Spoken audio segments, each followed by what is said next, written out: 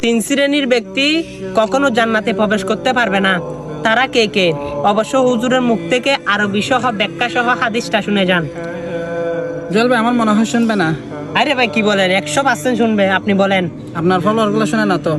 কি বলেন ভাই? আপনি আজকে বলে দেখেন, অবশ্যই রসুলের তাহলে হাদিস দেখা যাক বলে কথা তারা শেয়ার করে দিবেন ইনশাআল্লাহ। তাহলে দেখা যাক।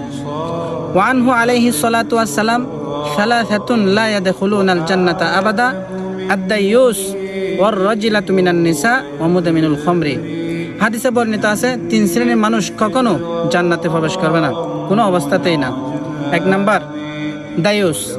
দায়ুস যারা নিজেদের স্ত্রীকে বেগানা পুরুষদের সাথে দেখা করতে দেয়, যেমন কাফল বলাগার। দুই নাম্বার মর্দা স্ত্রী লোক।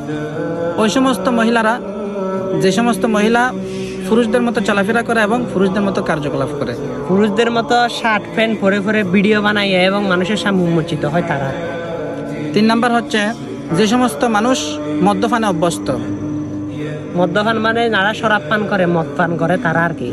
অবশ্যই হাদিসটা যদি ভালো লেগে থাকে, অবশ্যই আল্লাহর হস্তে রসুলের যদি প্রকৃত আশিক হয়ে থাকেন, তাদের কানে কানে ভিডিওটা পৌঁছে দিবেন। আপনার ইমানি দায়িত্ব।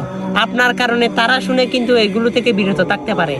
আপনাকে কঠিন জাহান্নামে দেখবেন, ঢুকাতে পারবে না। জান্নাতের মধ্যে আল্লাহ রাব্বুল আলামিন আপনাকে ঢুকিয়ে দিবে। আমিন।